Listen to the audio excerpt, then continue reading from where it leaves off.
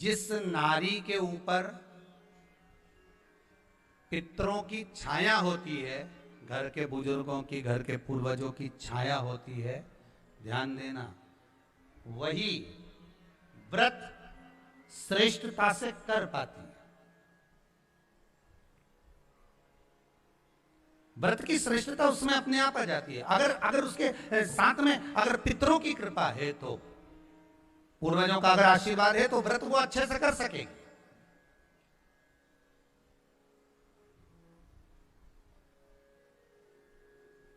और सहज भाषा में समझ लीजिए, बहुत अच्छे से समझना इस बात को, कि मान लो, एक सरल भाषा में आप और अच्छे से समझिए उसको, बहुत अच्छे से,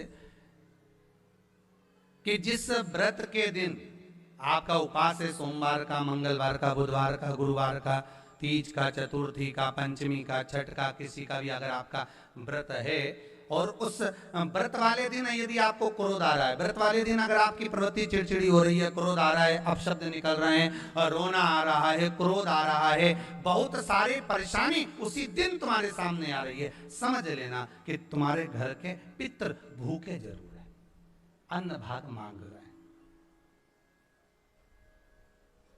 एक बात पहले भी कही थी, शायद आपको ध्यान में होगा, रात्रि को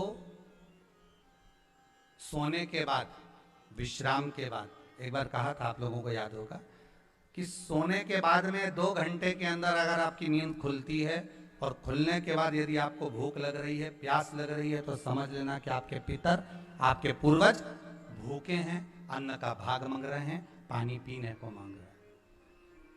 उससे नहीं समझ सकते तो व्रत से समझो।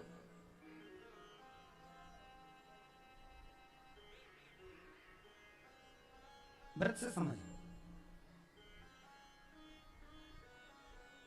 मान लो आपने व्रत किया और आपकी प्रवृत्ति चिड़चिड़ हो रही है, क्रोध आ रहा है, अपशब्द निकल रहे हैं, ताने निकल रहे हैं, या कोई कुछ कहकर चले गया और आपकी आंखों में अश्रु भर रहे हैं, आपकी आंखों में आंसू आ रहे हैं, तो वो श्रेष्ठ व्रत नहीं हो सकता, उसमें दुख है।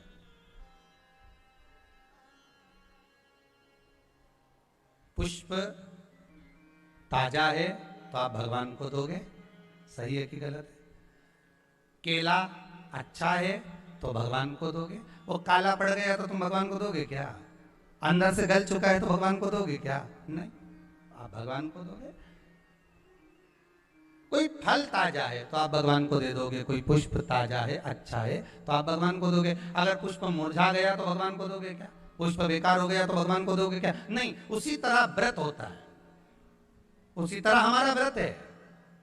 जिस व्रत में हमको क्रोध आ रहा है, जिस व्रत में हम चिड़चिड़े हो रहे हैं, जिस व्रत में हम अपशब्द कर रहे हैं, जिस व्रत में हमको रोना आ रहा है, जिस व्रत में हम किसी की बात का ठेस हमको पहुंच रहा है और हम क्रोधित हो गए, हम रो दिए, हम चिड़चिड़ हो गए, समझ लेना वो फूल मुरझा चुका है, वो व्रत तुम्हारा बेकार हो चुका है, उसको भगवान स्वीकार नहीं करेगा।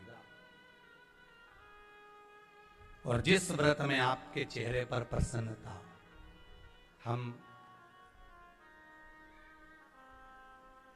इस व्यासपीठ से कहना चाहेंगे कि जितने भी यजमान यहाँ कथा करवाने आते हैं, जितने भी यजमान यहाँ पहुँचते हैं या ऑनलाइन वहीं से बैठकर पूजन कर कर कथा करवाते हैं, हम उनको भी कहते हैं कि 7 दिन की आपकी शिव महापुराण की कथा है, 5 दिन की आपकी शिव महापुराण की कथा है, 9 दिन की आपकी शिव महापुराण की कथा है। शंकर की कथा, चाहे भागवत कथा हो, चाहे रामायण कथा हो, रामचरितमानस हो, चाहे गीता हो, जिस पुराण को आप बचवा रहे हो, जिस पुराण को आप करवा रहे हो, जो करवाने वाला होता है उसके चेहरे पर स्माइल होना चाहिए, प्रसन्नता होना चाहिए।